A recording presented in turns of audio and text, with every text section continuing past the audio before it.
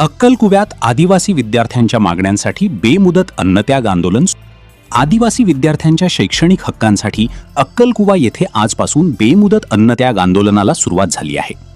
आदिवासी विद्यार्थ्यांच्या हिताला बाधा आणणारे 5 आणि 14 ऑगस्ट 2026चे शासन निर्णय तात्काळ रद्द करून 11 नोव्हेंबर 2011च्या शासन निर्णयाची कायम ठेवून अंमलबजावणी करावी अशी प्रमुख मागणी आंदोलकांनी केली आहे. यासोबतच आदिवासी मुलांचे शैक्षणिक हक्क कोणत्याही परिस्थितीत हिरावून घेऊ नयेत आणि शासनाने तातडीने हस्तक्षेप करून हा अन्याय दूर करावा अशी मागणीही करण्यात आली आहे. दरम्यान गडचिरोली येथील आदिवासी विकास विभागाच्या अनुदानित आश्रमशाळेत सर्पदंशामुळे मृत्यू झालेल्या विद्यार्थ्यांच्या पालकांना प्रत्येकी 25 लाख रुपये भरपाई देण्याची मागणी आंदोलकांनी केली आहे.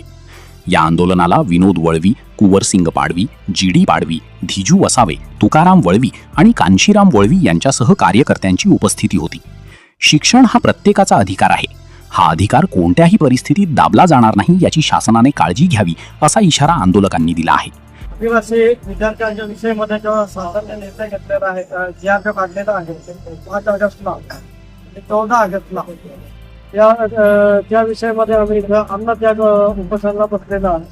कारण की शासनाने आदिवासी विद्यार्थ्यांसाठी 35 वर्षाची वयोट टाकलेली आहे.